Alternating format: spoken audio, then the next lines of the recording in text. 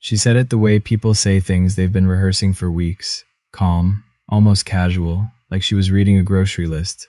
Dad, if you're going to live here, you need to contribute. Either you help out around the house, real help, or we find you somewhere else. I didn't say anything. I looked at her, then at the kitchen counter, then back at her face. She was waiting for an argument.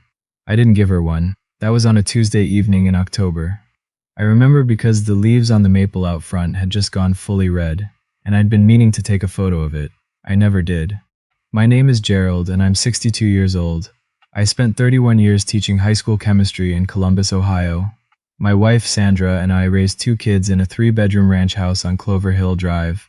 We paid it off in full by the time I was 54. That house meant something to us. We painted every room ourselves. We put in the back deck one summer, just the 2 of us, with a YouTube video and a borrowed drill. Sandra passed away 18 months before all of this. Pancreatic cancer, 7 weeks from diagnosis to the end. I didn't have time to prepare for anything. One morning, she was making oatmeal and asking me what I wanted to do for our anniversary. 2 months later, I was standing in a cemetery wearing a tie she'd given me for Christmas. After the funeral, people asked what I was going to do. I told them I'd be fine. I wasn't, but I also wasn't going to fall apart. I went back to work for the rest of the school year. I mowed the lawn. I paid the bills. I watched television alone in a house that still smelled like her shampoo. My daughter, who I'll call by her manner rather than her name. She was always the organized one, the one with the color-coded planner and the 5-year plan. She called me every Sunday, which I appreciated. Then one Sunday, she didn't ask how I was doing. She made a proposal. She said she and her husband had talked it over. They had the extra room. It made sense financially, didn't it? I could sell the house, put the money away, and stop worrying about keeping up a whole property by myself. She said the word lonely 3 times in one sentence, like she was making a case to a jury. She wasn't wrong about the lonely part. That was the part that got me. I said I'd think about it. I thought about it for 6 weeks. I walked through every room of that house. I sat on the back deck and watched the neighbor's dog bark at the fence. I called my old friend Lawrence, who'd moved to Scottsdale after his wife died, and he said, "Gerald, whatever you do, don't sell that house." I asked him why. He said, "Because once it's gone, you've got nothing to go back to." I laughed it off. Lawrence was always a little dramatic. I sold the house. Closed in mid-September, got a fair price, $287,000, and after paying off the small amount left on a home equity line, I walked away with just over $240,000. I put it in a money market account. My daughter called it smart. Her husband called it a relief, which I thought was an odd way to phrase it, but I let it go. I moved into their spare room on the first Saturday of October. The room was fine. Queen bed, a window that faced the backyard, a small dresser they'd cleared out for me. My son-in-law, who coached high school football and had a handshake like a vice grip, carried in my boxes and said, "We're glad you're here, Gerald." He seemed to mean it. The first week, I cooked dinner twice, voluntarily. It felt good to cook for people again. Sandra had always said I made a better pot roast than anyone she'd ever met, and I still believed her. My daughter came home from work, smelled it, and said, "Oh my God, Dad, this is incredible." Her husband had 2 servings. The kids, I had 2 grandchildren, 8 and 5, asked if Grandpa was going to cook every night. That should have been a warning. By the 3rd week, it wasn't voluntary anymore. It started small. My daughter mentioned she had a big presentation the next day. Could I handle dinner? Of course. Then she mentioned her husband had a late practice. Could I get the kids from school? Sure. Then could I also pick up a few things at the grocery store?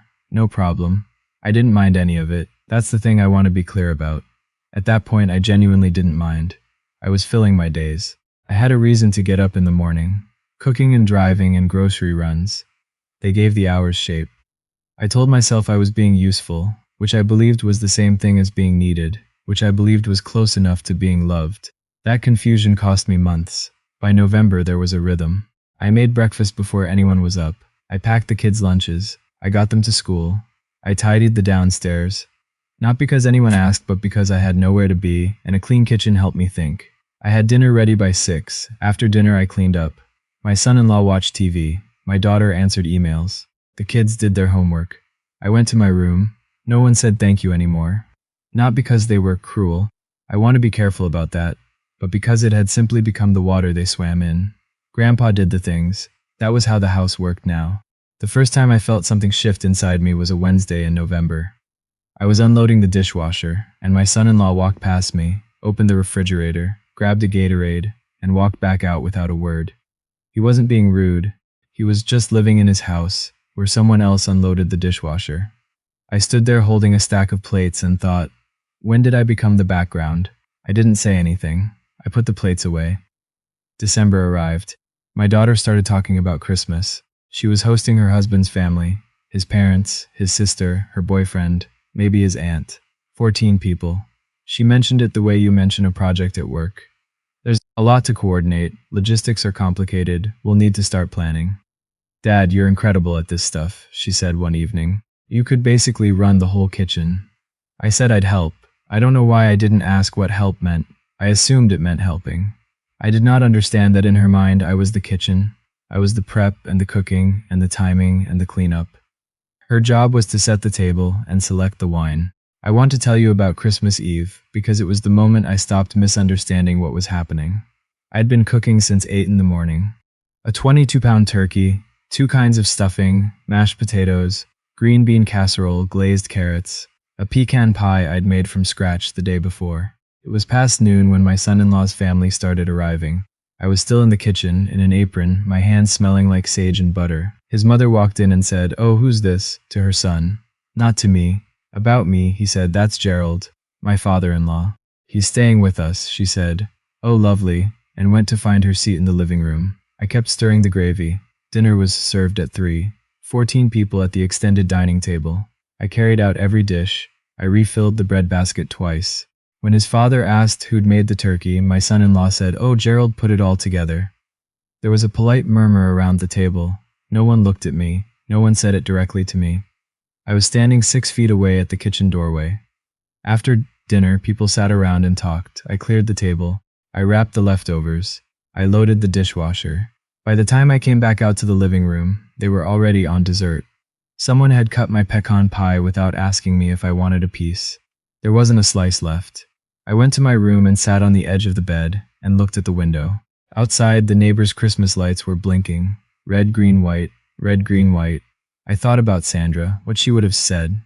She had this way of cutting through a situation. Not mean, just exact. She would have said, "Gerald, you cooked for 14 people and didn't eat with them." And then she would have waited for me to hear myself.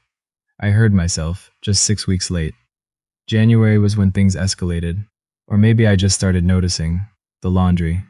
That was when I understood completely. I came out of the bathroom one morning, and there was a basket of clothes outside my door. His clothes, my son-in-law's. I looked at the basket. I looked at my closed door. I looked back at the basket. I left it there and went downstairs to make coffee. An hour later, my daughter came downstairs and saw I hadn't touched it. She said, "Oh, Dad, could you throw those in? He has practice gear in there and he needs them tonight." I said, "Those are his clothes." She said, "I know, Dad, but you're home all day." I said, "So is your washing machine." She looked at me. A long look, not hostile, more like mildly inconvenienced. She picked up the basket herself without another word. But that evening at dinner, the air was different, tight, like a window that had been left cracked in January. 2 days later, there was another basket outside my door. This time there was also a post-it note on top. It said, "Whites only, cold water." "Thanks," I read it twice. Then I put it on my dresser and left the basket again. The note was what did it, not the laundry. The note. Because the note assumed, it didn't ask. It assumed I'd said yes to something I'd never been asked. And the word thanks, with the exclamation point, that particular exclamation point, told me everything about how this arrangement had been understood from their side. I was the help, not a guest, not a parent, not a man with $240,000 in his account and 31 years of standing in front of a classroom. I was the help, and the help doesn't need to be asked. The help just does. I started paying attention differently after that, the way you do when something tips from background noise to signal. My son-in-law never addressed me directly unless he needed something. He'd say my daughter's name, but look at me. "Hey, I think there's no more coffee," said to the room, meaning to me. "Wasn't someone going to pick up drywall screws from Home Depot?" Again to the room, meaning to me. I'd started writing down the things I was doing in a day. Not out of bitterness, just to see it clearly. On a Tuesday in February, kids to school, 7:45 a.m. Grocery run 3 T stores, 9:11:30. unloaded and put away groceries, made lunch for myself, cleaned up, picked up dry cleaning, got kids from school, 3 p.m. helped with homework, made dinner, chicken piccata, salad, garlic bread, cleaned up after dinner, put kids to bed, asked by my daughter at 8:15 p.m., folded a load of towels. Not one of those things was asked of me directly, not one of them was thanked. They were simply expected, absorbed, and forgotten by morning. I totaled the hours, almost 9 hours of domestic labor, for which I paid $800 a month in household contribution. That was my daughter's idea. She'd proposed it delicately, early on, said it helped them with the mortgage, said I'd feel better having some skin in the game. I'd agreed without hesitation. So I was paying them $800 a month to work 9-hour days in their house. I put the notepad down and looked at the ceiling of my room for a long time. In early March, my daughter told me she was throwing a dinner party. 8 guests, a Saturday evening, wine and appetizers at 7, dinner at 8. She described the menu like she was assigning a project. Braised short ribs, roasted vegetables, a charcuterie board for starters, a chocolate tart for dessert. I listened. Then I said, "Do you want me to help you plan it?" She said, "Oh, you're going to do it, Dad. You're so much better at this than I am." I waited for the rest of the sentence. There wasn't one. "So you want me to cook the dinner party?" She said, "You'd basically be doing us the biggest favor." "Honestly, Dad, your cooking is a gift." I said I'd think about it. I thought about it for 3 days. I decided I would cook, but this time I was going to say something. I went to my daughter on the Tuesday before and sat down at the kitchen table while she was looking at her phone. I said, "I want to talk about Saturday." She put her phone down, good sign. I said, "I'll cook the dinner, I'm glad to, but I'd like to eat with the guests, at the table." She looked at me for a moment, then she looked away toward the window. "Dad, these are our friends. It might be a little awkward, they don't know you. They don't know the short ribs either, but they'll eat them." She didn't laugh. She said she'd talk to her husband. She never came back to me with an answer. I let it sit. Thursday came, and she started asking about the shopping list, the prep timeline, whether I was going to make the tart from scratch or use a store crust. She had moved past my question like it was a pothole. You see it, you drive around it, and a mile later you've forgotten it was there. Saturday morning, I got up at 7 and started cooking. Because that's who I'd become. That's the man I'd let them turn me into. By 6 in the evening, the short ribs were in the oven. The tart was cooling. The charcuterie was plated. The house smelled extraordinary. I was standing at the counter in my apron when my daughter came into the kitchen with her hair done and her dress on. She looked beautiful. She looked at the food. She said, "Dad, this is unbelievable. They're going to die." Then she said, "So you'll probably just keep things warm and plate everything as we're ready? I think we're fine for you to eat after. There's plenty." I looked at her. She looked back at me. She was already half turning toward the hallway. I said, "All right." She left. I heard the doorbell ring 20 minutes later. I heard voices, laughter, the sound of a wine bottle being opened. I stood at the stove and made sure the ribs didn't dry out. I served the food. I carried the plates. I refilled the bread. I poured water. The guests talked about their jobs, a vacation someone was planning, something in the news. A woman at the end of the table said the short ribs were the best thing she'd ever eaten and asked where they'd ordered them. My daughter said, "Oh, we had them made. Not my father made them. Not Gerald. Just we had them made, like a delivery had arrived." I went back to the kitchen and stood at the counter and ate a short rib over the sink. I want you to understand something about that moment. It wasn't dramatic. I didn't cry. I wasn't shaking with anger. It was quieter than that. Something just resolved. Like a question I'd been asking myself for months finally answered self. I wasn't loved here. I was useful. Those are not the same thing. I didn't decide anything that night. I washed the dishes, put away the leftovers, turned off the kitchen light, and went to my room. But I slept differently. You know how you sleep when a decision's already been made somewhere beneath your conscious mind? That kind, solid, still. I spent the next 10 days being very calm and very quiet. I didn't announce anything. I didn't pick any fights. I helped with lunches, drove the kids to their soccer games, made dinners. I was present and I was useful and I was invisible. And this time I knew exactly what all 3 of those things meant. I called my friend Lawrence in Scottsdale and I said, "You were right about the house." He said, "I know." I said, "I'm going to fix it." He said, "Good. Come visit on your way." I looked at apartments. Online mostly. I didn't need anything big. I was a man who'd lived in a 3-bedroom house for 28 years, and I was ready to live in 750 square feet if it was mine. I found a place in a 55-plus community about 12 miles away. Ground floor unit, patio that faced a small garden, 1 bedroom, month-to-month lease, $1,450 a month, utilities included. I put in an application on a Wednesday. I was approved by Friday. I signed the lease on a Monday and didn't tell anyone. I started moving things incrementally. A box of books in my car trunk. A bag of clothes I didn't need immediately. My good cast iron pan, which had never belonged to anyone but me. A few things Sandra had given me that I didn't want packed in a moving truck.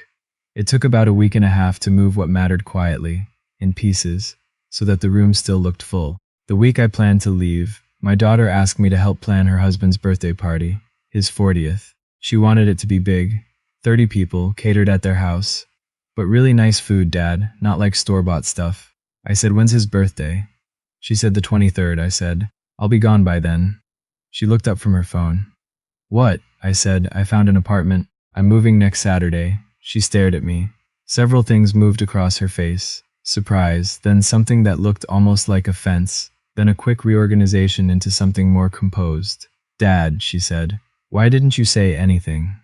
I thought about the post-it note, about eating over the sink, about the Christmas Eve guests who didn't know my name. I said, I'm saying it now. Is this because of the dinner party? I thought you understood. Those are our friends, and it just would have been. It's not about one thing, I said, which was true. I think it'll be better for everyone, she said. We can talk about this. You don't have to make any decisions right now. I already signed the lease. She was quiet for a moment. Then, and you've been planning this for how long? Long enough, I said. I didn't say it cold. I didn't say it hard. I said it the same way I'd answered hundreds of questions from 17-year-olds who wanted to know why chemistry mattered. Evenly, clearly, without apology. Moving day was a Saturday in late March. I'd hired 2 young guys from a local moving service, $85 an hour, 2-hour minimum. They were done in 90 minutes. I left the room clean. I left the key on the dresser. My daughter wasn't home. She'd taken the kids to a birthday party. I don't know if that was intentional or coincidence. Her husband was in the garage when I carried out my last box. He watched me put it in the truck. He raised a hand. I raised mine back. That was the whole conversation. I drove to my new apartment. The guys helped me unload. By 2 in the afternoon, I was sitting in my patio chair, a folding chair, because I hadn't gotten real furniture yet, with a cup of coffee, looking at the garden. Someone had planted daffodils along the fence. They were just starting to come up. I sat there for a long time. I didn't feel triumphant. I want to be honest about that. I felt something more like the sensation of taking off shoes you've been wearing too long. Not joy, exactly. Just the absence of a pressure you'd stopped noticing because it had been there every day for 6 months. I called Lawrence. He said, "How's the new place?" I said, "Daffodils." He said, "There you go." The first call came 3 days later, my daughter. I answered it. She asked how I was settling in. I said, fine. She asked about my furniture situation. Did I need anything from the house? I said no. Then she asked if I might be available next Saturday, because her husband had a coach's conference, and she had back-to-back meetings, and the kids needed to be picked up, and could I said, I don't think so. Silence. I have plans, I said, which was true. Lawrence was driving up from Scottsdale that weekend. We were going to watch the game and eat brisket. I planned to smoke myself. The first time I'd cooked something for pure pleasure in 6 months. She said she'd figure it out. She didn't sound angry. She sounded like someone who'd gone to reach for a light switch and found empty wall. The calls picked up after that. Not that Saturday, she managed, but in the weeks that followed. A slow escalation, like a tide coming in. Could I watch the kids Thursday evening? Could I help with a thing at the school? Could I come for dinner Sunday? And also, could I maybe bring that pasta salad I made because the kids asked about it? I came to dinner once, the second Sunday. I brought the pasta salad. It was a fine evening. Cordial. The kids were happy to see me. My son-in-law told me the apartment sounded great. My daughter kept looking at me with an expression I couldn't quite name. Not guilt, not exactly, but something adjacent to it. After dinner, she walked me to my car. She said, "Dad, I think I owe you an apology." I waited. She said, "I think we took advantage of you." "I don't think we meant to, but I think we did." I said, "I know you didn't mean to." She said, "I should have asked. About the dinner party, about all of it." I nodded. She said, "Are you happy over there?" I thought about the daffodils. I thought about the morning I'd woken up and made exactly the amount of coffee I wanted, and read the newspaper in silence for 40 minutes, without anyone needing anything. I thought about the brisket I was planning, about Lawrence's laugh, about the chemistry tutoring I'd started doing twice a week at the public library, just volunteering, helping kids who were struggling, which had reminded me that I still knew things, still had things to give that were chosen and not extracted. I said yes, I really am. She hugged me in the driveway, a real hug, the kind that means something. I drove home. I put the key in my lock. I opened my own door, in my own place, and stood in the quiet for a moment. Outside the window, the streetlights were coming on one by one, soft and unhurried, the way evening arrives when you're finally somewhere you chose to be.